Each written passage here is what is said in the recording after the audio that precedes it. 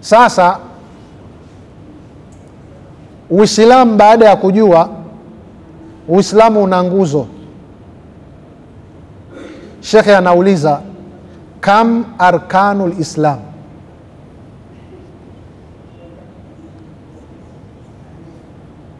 zipo ngapi nguzo za nguzo za Uislamu jamani ni ngapi? 5 Mwingine ukiuliza anasema inategemea na ukubwa wa sasa huu jahilu murakabu anasema nguzo inategemea na ukubwa wa msikiti. Sasa ujinga uliopindukia mipaka. Uislamu umejengwa na nguzo 5. Kajibu mwenyewe arkanul islami 5. Nguzo za Uislamu ni ngapi? Mtume sallallahu alaihi wasallam amepiga mfano wa Uislamu kama jengo.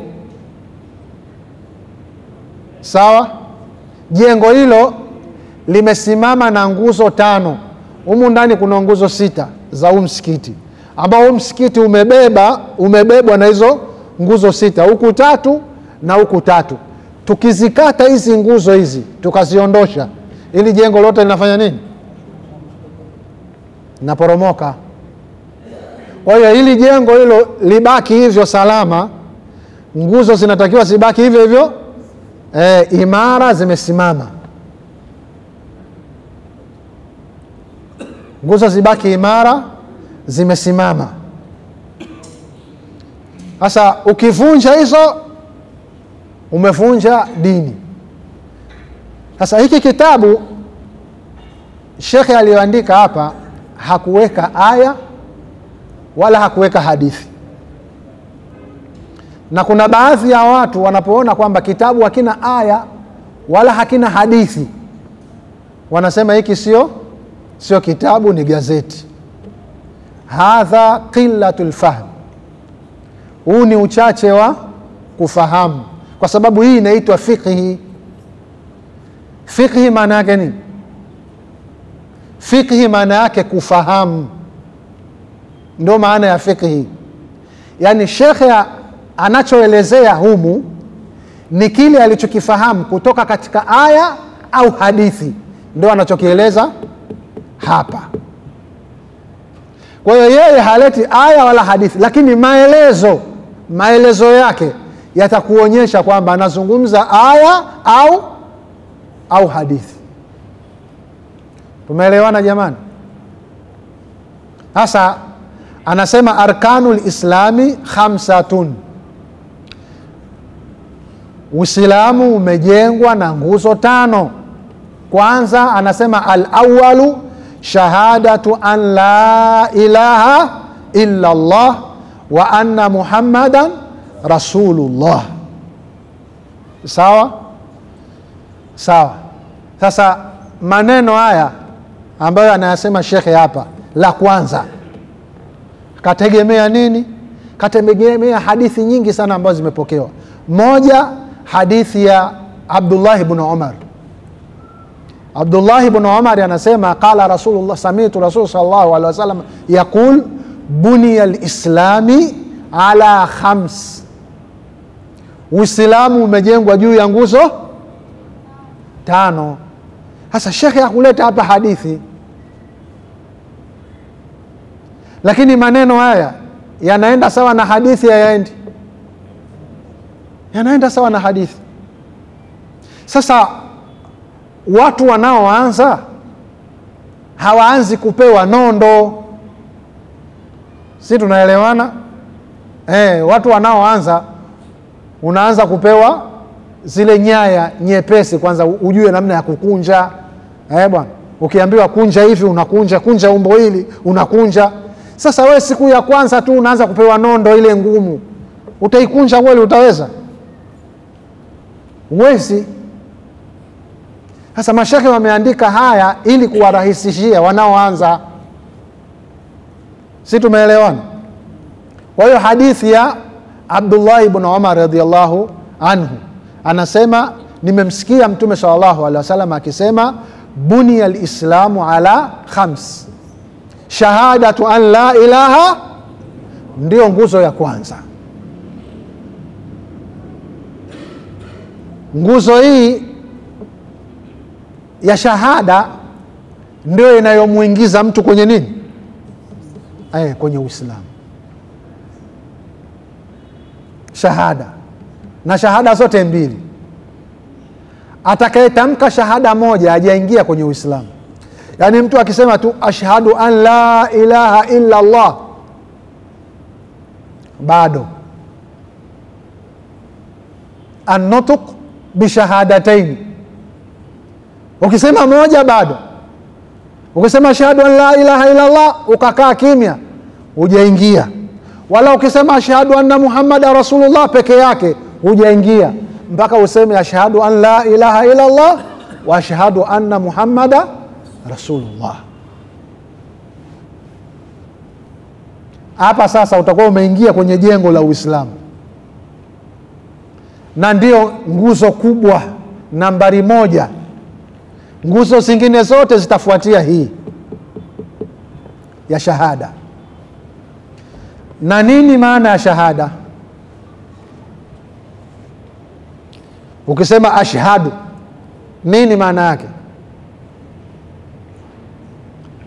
Nakiri kwa moyo na kutamka kwa ulimi. Nakiri kwa moyo, yani moyo wangu unakubali kwamba hapana mola apasaye kuabudiwa kwa haki isipokuwa Allah. Yani maana yake mimi katika maisha yangu sintomuabudu isipokuwa nani? Allah peke yake. Wa anna Muhammada Rasulullah, na nakiri kwa moyo na kutamka kwa ulimi kwamba Nabiyullahi Muhammad ni mjumbe wa nani? Kwa sababu yeye ndo aliyekuja kuusomesha na kuufundisha Uislamu. Na huu ndio ulikuwa ugomvi kati ya Mtume Muhammad sallallahu alaihi wasallam na Makuraishi, kama tunavyosoma katika sira. Makuraishi hatua za mwisho kabisa walikwenda kwa Mtume sallallahu alaihi wasallam, wakamwambia, we Muhammad, sisi tumeshasikia sana kelele zako hapa Maka. Kama hizo kelele wewe unataka mke, chagua, pita kwenye nyumba zote za Makuraishi, tafuta mwanamke mzuri takuozesha. Kama unataka mali, sisi kila mmoja yuko tayari kutoa nusu ya mali yake. Matajiri yote hapa, kila mtu atatoa nusu ya mali, wewe utakuwa tajiri kuliko sisi. Kama unataka uwe kiongozi wetu, tutakutawaza uwe kiongozi wetu. Na kama unaumwa, kama haya maneno unayosema wewe ni mgonjwa, basi tutakutafutia mganga atakuagua. Kwa hiyo unasemaje bwana? Akasema mimi sikokote huko mnakokutaka nyinyi. Wakaambia basi hakuna neno, sisi tunataka tukubaliane sisi na wewe jambo hili moja. Mwaka mmoja unaabudu miungu yetu akina Lata na Uza na nani, na mwaka unaofuata na sisi tunamwabudu huyo Allah unayemsema wewe kila siku. Ikashindikana. Wakatoka wakaenda kwa Abu Talib, wakamwambia Abu Talib, wewe ndio unakaa na huyu Muhammad, sisi tumekuja tuna jambo tunataka tukuambie, umwite mtoto wa ndugu yako huyu umshauri, maana yake anakusikiliza wewe tu. Wakawa wamemwambia maneno haya. Abu Talib akamwita Mtume Muhammad sallallahu alaihi wasallam, akamwambia njoo usikilize maneno mazuri wamesema ndugu zangu Makuraishi. Mwaka mmoja wanaabudu Mungu wako na mwaka wa pili wanakufuata wewe. Aliwaambiaje Mtume? Ya ammi, ewe ami yangu, lau jua litashushwa likawekwa mkono wangu wa kulia na mwezi ukawekwa mkono wangu wa kushoto, niache kutangaza dini ya Mwenyezi Mungu, siwezi kuacha mpaka umauti unikute. Ikashuka kulia ayuhalka, sema ewe Muhammad kuambia kwamba enyi makafiri, mimi siabudu mnacho, na wala nyinyi hamwezi kumwabudu Allah naye, wala haitotokea mimi kuabudu mnacho, wala nyinyi haitotokea kumwabudu naye. Nyinyi mna dini yenu na mimi khalas, full stop, full stop. Kwa nini Makuraishi wamekataa? Walikuwa wanajua maana ya ashhadu an la ilaha, walikuwa wanajua. Kwa hiyo hili neno walikuwa hawawezi kulitamka, kwa sababu kulitamka ni kuingia kwenye kifungo, kwamba wale miungu yao yote na masanamu inabidi wayaweke kando, kitu ambacho wao walikuwa hawakubaliani nacho kabisa. Kwa hiyo unaposema ashhadu an la ilaha illa Allah, maana yake wewe uko chini ya ibada ya Allah tabaraka wa taala. Basi shiriki pembeni, kufuru pembeni, unafiki pembeni, kila kitu pembeni. Unayemwabudu ni nani? Allah. Wa anna Muhammadar Rasulullah, na kwamba Muhammad ni mjumbe wa Mwenyezi Mungu. Nini maana ya Muhammad ni mjumbe wa Mwenyezi Mungu? Tasdiquhu fima akhbara, ni kumwamini kwa habari zote alizotuletea. Yaani wewe habari anayoleta mtume, hata wewe kama unaona akili yako hii habari haikubali, unatakiwa ufanye nini? Uamini na ukubali. Tunaelewana jamani? Kuna watu, kuna mambo hayaingii akilini. Haya, mfano, kwa nini sisi tunaswali magharibi, tunaswali na isha? Nani anajua hekima yake? Yupo? Hamna. Masahaba walimuuliza mtume, hatuna. Sawa? Sasa usije ukasema mbona ingia akilini, tumeswali sasa hivi tena baadaye tena tunaswali. Dini sio nini? Sio akili. Akili inakupa kutambua tu kwamba umeambiwa ufanye nini, lakini akili haiwezi kujaji kwa nini nafanya. Kwenye masuala ya dini hakuna. Sawa? Sami'na bas, ni kusikia na kutii basi, kuisha habari.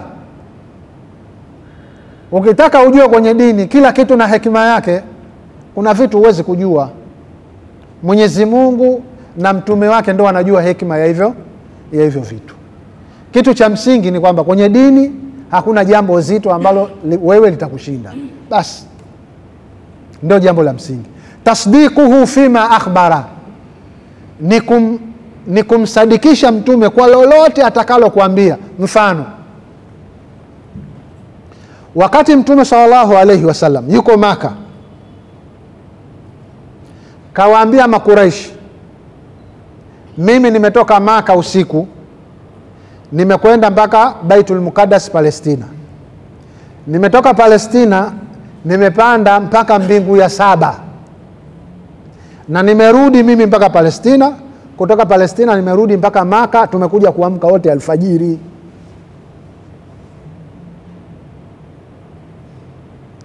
Leo mimi na wewe sangine tusione ajabu sana kwa sababu ya teknolojia kubwa ambayo iko ulimwenguni sasa hivi. Ani sawa na mtu hapa akwambie usafiri wa ndege hakuna. Alafu mtu aseme mimi bwana nimetoka hapa baada ya Isha pale tulipoachana, mimi nimeenda mpaka Marekani, nimefanya mambo yangu, nikatoka Marekani nikaenda China, nikafanya mambo yangu, nimetoka China tumekuja kuswali yote sasa alfajiri hapa msikiti huu, hakuna ndege, hakuna nini. Yanaingia akilini? Akilini hayaingii, wala akili haikubali. Lakini maneno haya yakiwa yametamkwa na nani? Na Mtume sallallahu alaihi wasallam, wewe usitie shaka. Hata kama akili yako haikubali, usitie shaka. Hapa ndipo walipotoka sasa Makuraishi. Mtume kawapa historia, wakatoka Makuraishi mpaka kwa Abubakar. Wasema bwana Abubakar, wewe yule bwana si ndio rafiki yako sana, na tunakwambia siku zote anazungumza vitu avingia akilini. Sasa leo amekuja na kubwa kuliko, tunataka tukujue leo kaja na jambo kubwa kuliko mambo yote. Yani tumemsikiliza siku zote, lakini hii leo kaja na kubwa kuliko. Anasema haya, akasema nini?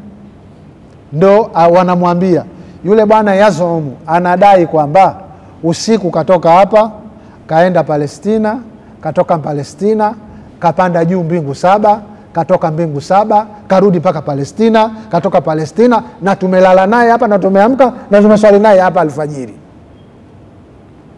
Abubakar kasema mnasemaje?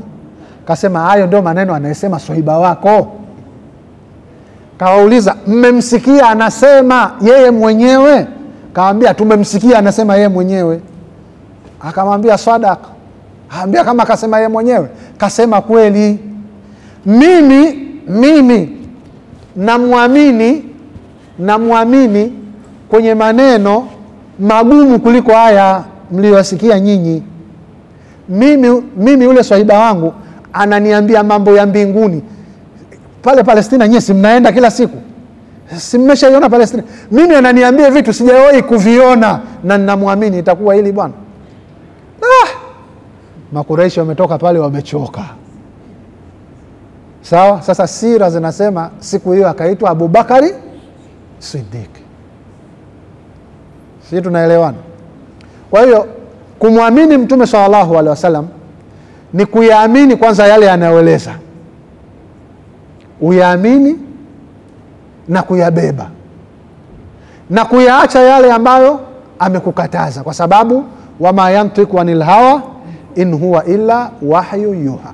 Mtume hazungumzi mambo kwa matashi yake, anachozungumza ni wahai. Sawa?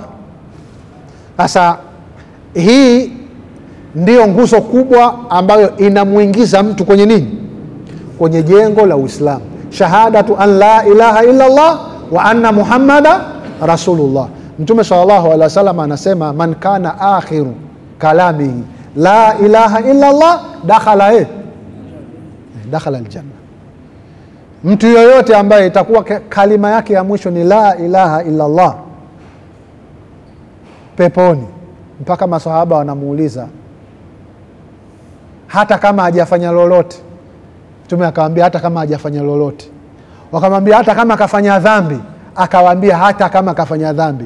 Madhali kauli yake ya mwisho imekuwa la ilaha dakhala aljanna. Neno hili linamuingiza mtu peponi. Ala ma amila min al-amal, kwa amali atakazokuwa amefanya nini? Amezifanya. Kama vile sahibu sijil, atakuja mtu siku ya kiyama hana matendo mema, mafaili yake yote madda albasar mpaka mwisho wa upeo wa macho yake yamejaa madhambi. Alafu Mtume atawaambia malaika, muangalieni huyo bitwaka, sahibul bitwaka, anaitwa sahibul bitwaka. Anasema angalieni kitambulisho chake hapa. Kila mtu atakuwa na kitambulisho cha la ilaha illa Allah hapa. Kipo? Anaambia kipo. Anasema mvueni hicho, chukueni mafaili yake yote ya dhambi, wekeni upande mmoja wa mzani, na chukueni hiyo bitwaka moja tu ya la ilaha illa Allah, wekeni upande wa pili. inachukuliwa ile, inawekwa upande wa pili, inanyanyua mafaili yote ya madhambi. Aambia haya, mwacheni mja wangu aende zake wapi?